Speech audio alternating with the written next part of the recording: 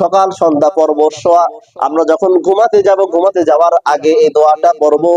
তাহলে আমি সারা রাত যে ঘুমিয়ে থাকবো, ঘুমিয়ে থাকাটাও আমার ইবাদতের মধ্যে শামিল হয়ে যাবে।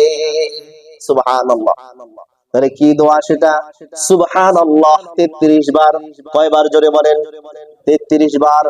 আলহামদুলিল্লাহ 33 বার। আল্লাহু আকবার 33 বার।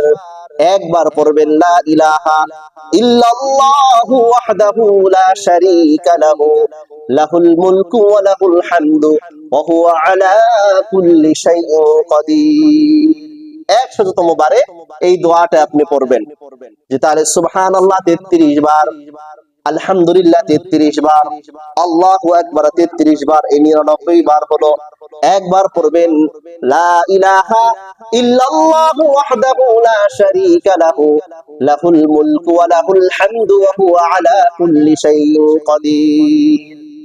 আর যদি আপনি এটা না পারেন তাও সমস্যা নাই, তাহলে সুবহানাল্লাহ 33 বার, আলহামদুলিল্লাহ 33 বার, আল্লাহু আকবার পড়বেন 34 বার। তাহলে আপনার 100 বার তাসবিহ আপনার আদায় হয়ে গেল। সুবহানাল্লাহ। তাই এই আমলের উসিলায় এক পর্যায়ে আপনাকে আল্লাহ রাব্বুল আলামিন মুতমাইন্নাহ অন্তর দান করবেন। এরপরে আল্লাহ রাব্বুল আলামিন এই আমলের উসিলায় যখন করতে থাকবেন, তারপরে রাদিয়া অন্তর দান করবেন।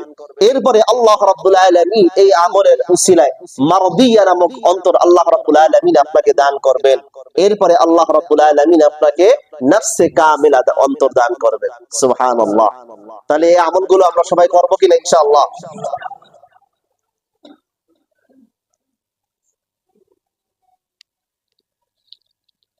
এবার আসেন নফস এবং রূহ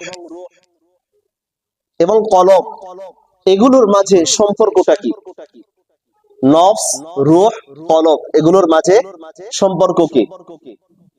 নফসের কাজ হলো শুধু চাওয়া। নফসের কাজ কি জোরে বলেন? চাওয়া।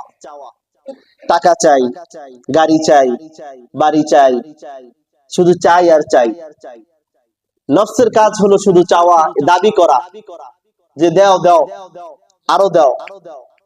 তার কাজ শুধু দাবি তোলা।